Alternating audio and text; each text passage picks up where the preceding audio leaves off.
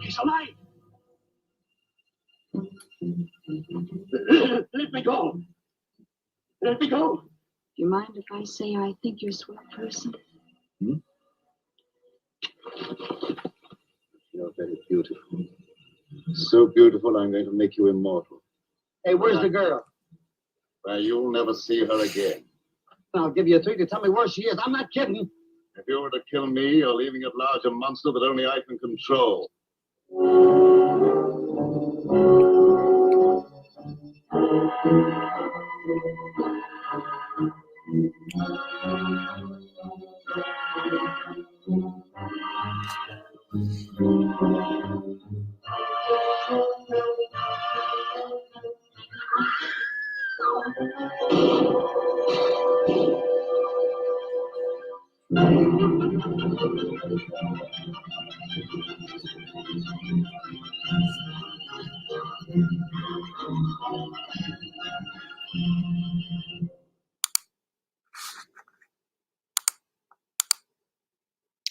Well, good morning, everybody. Welcome to day 4 of 31 Days of Monsters. And today we're going to be talking about one of my favorites, The Mummy's Hand. Now, this movie is not a sequel to the 1932 original with Boris Karloff, directed by Karl Freund. This one is when they restarted their horror films in 1939. They started with a brand new mummy. In the original one, it was Imhotep who committed the crime of defiling the gods, and by trying to bring back to life his love, Ankhsunanamen. In this one, Karis, the mummy, same type of thing. You know, he defiled the gods, but he's now relegated to being like a bodyguard for the tomb of Princess Ananka. And he's sort of like a watchdog and an avenger for anybody that defiles it.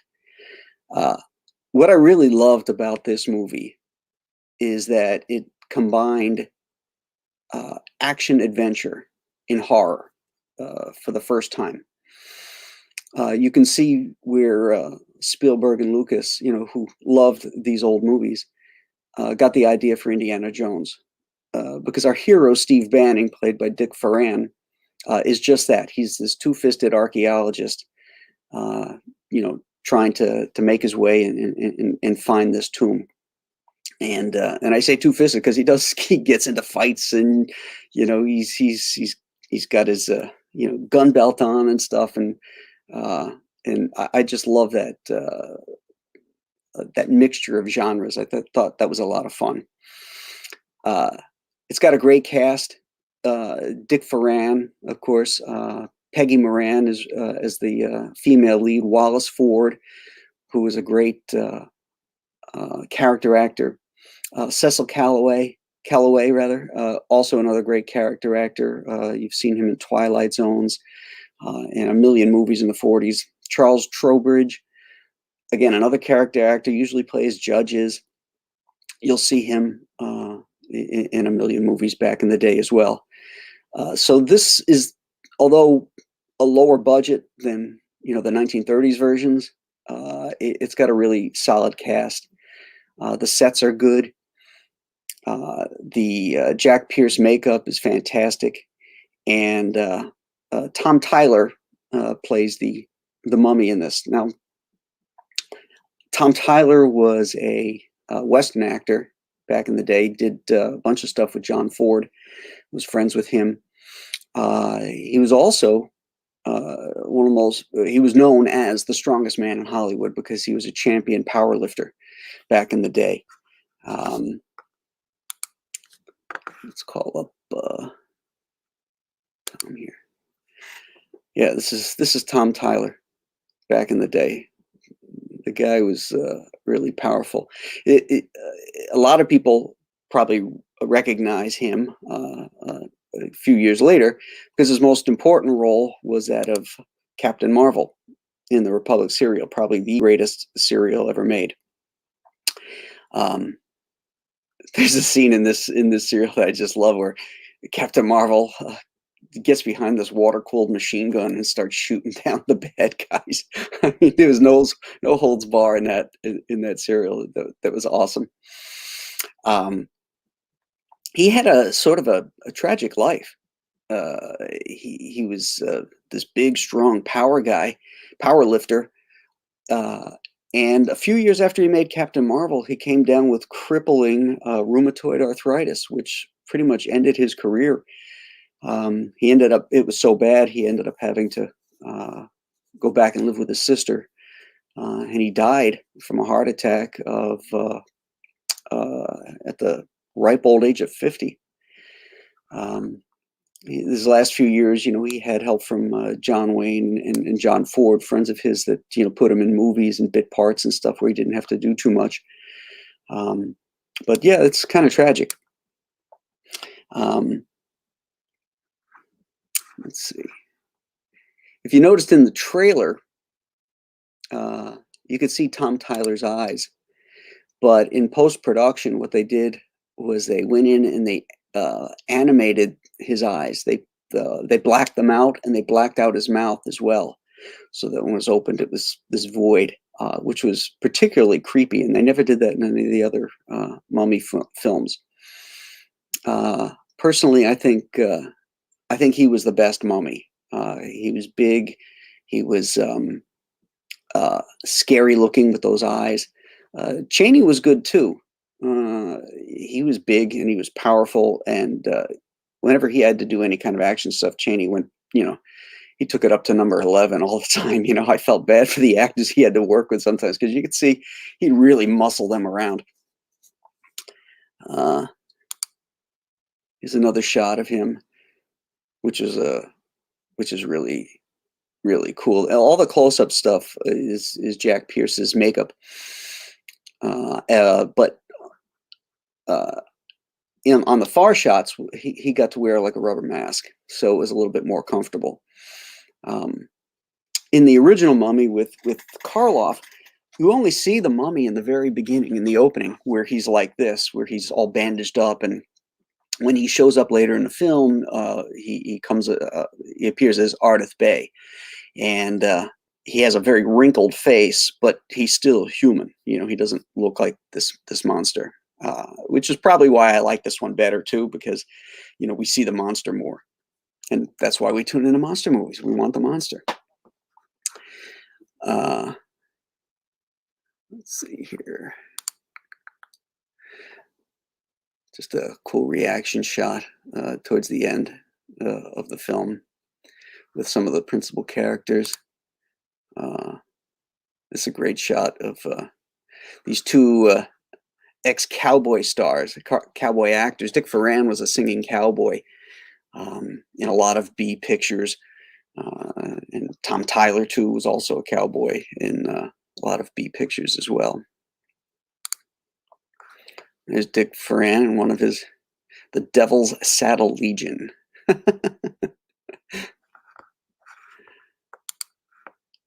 Fun stuff. Oh, Anthony Tollin. I assume you're aware that Peggy Moran was the daughter of legendary pinup artist Earl Moran. I did not know that. That is very interesting. Oh, my brother, Dr. Christopher Nolan. Great movie, nice comedic tones, but typical goofy sidekick. Well, you gotta have him. Let's see. What else First, I'll say good morning to everybody that's in the chat room here. George Travalos. I'm wondering which mummy design you thought was better, this one or the original from the 32 with Karloff. They're really very different designs. The Karloff in the coffin in the opening scene is unbeatable. That opening scene is absolutely incredible, and that's why I wished that we had more of that mummy in that movie. The Ardith Bay makeup is awesome; it's great, but it's not the monster mummy that we're used to seeing.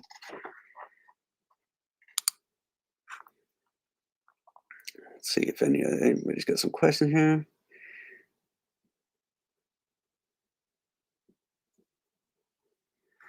Statistical 0. I hear Karis's favorite food is chicken wrap. Okay.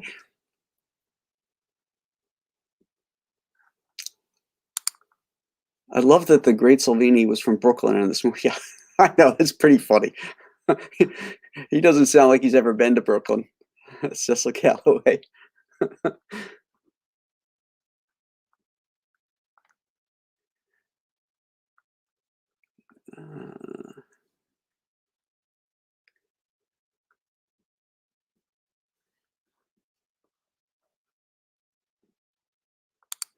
Since you're a former fan of ours, I'm surprised that you didn't mention that Tom Tiles also played the Phantom in the 1943 serial.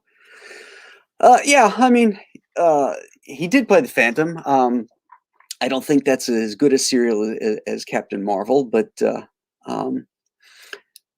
yeah, he's absolutely right. He did play the Phantom. Karloff had the perfect face for the mummy. I don't know if monster too much artist. Yeah. It's a totally different film. The original Mummy is more of a fantasy film, if you will. I mean, the plot is the same as Dracula, and in fact, it's got most of the same cast as well. Whereas this one is a straight-up adventure horror tale. So they're really two very different films, and I could see why they went off in a little bit different direction when they tried to relaunch their Mummy franchise. The Mummy franchise is one of the darkest of all their franchises. I mean, each one seems to get darker than the next, because the next one, which I believe is The Mummy's Tomb, which is actually a direct sequel to this one because it picks up with our characters some 20 years later. We've got Steve Banning and Babe Jensen, and Peggy Moran isn't in it. The Marta and her father have passed away, and Steve Banning's son is now sort of the star, and they're living in New England, and another high priest of Karnak resurrects the mummy, brings him over to America to extract revenge. And basically, it was the 1940s version of Alien 3. All the people you loved in Aliens get killed in Alien 3, and all the people you loved in the Mummy's Hand get killed in the Mummy's Tomb. So yeah, it's a pretty dark series for all of them. So I think that pretty much wraps up the Mummy's Hand here. Unless there's any other questions somebody would like to ask here in the chat section. Let's see what's on tap for tomorrow. Tomorrow is going to be the great Ray Harryhausen film based on a Ray Bradbury story, The Beast from 20,000 Fathoms. That is my favorite of all the Harryhausen films. So that should be a fun one to talk about. And there's a great spaghetti western star that makes an appearance in that. So I think that's about it, gang. Here's a question from Christopher. Did you enjoy the Hammer Mummy films? The first one I liked. They tapped a lot of the Universal stuff, and I think the character's name was Banning too. So yeah, the first one with Christopher Lee was really cool. There's that sequence where he comes, smashing through those French doors, and he's just like a juggernaut. He can't be stopped, and he gets stabbed with a fireplace poker, and it just goes right through him, and you can see the dust on him just go like this, like he's old and dusty, and I thought that was awesome. Jaime Diaz, hello. Great stuff, Grave Nolan. We need a Christmas one too. I don't think I'm going to be doing a Christmas one. Statistical Zero, good morning. If you watch the 90s Godzilla remake, it's pretty much a remake of Beast from 20,000 Fathoms. Even the creature is similar. Yeah, I've tried to avoid that one. That's the one with Matthew Broderick.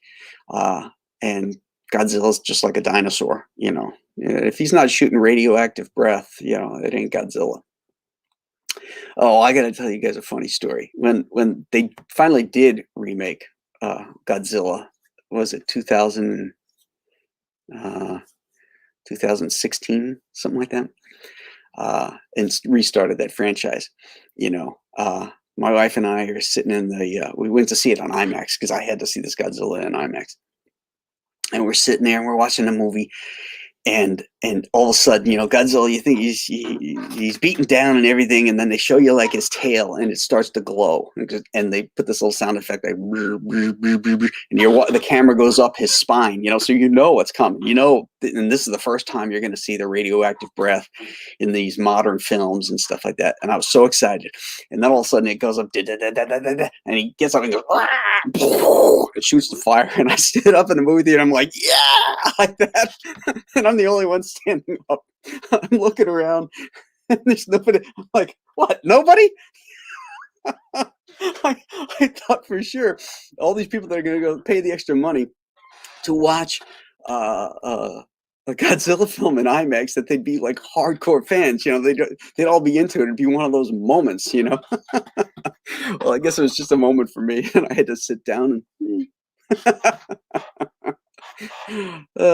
But maybe we'll have to talk about Godzilla too. So anyway, gang, thanks for tuning in. Tomorrow it'll be the Beast from 20,000 Fathoms. It'll be Monday, so we'll be back at the regular time at 8 o'clock in the morning. So we shall see you then. Thanks a lot. Have a great morning, and we'll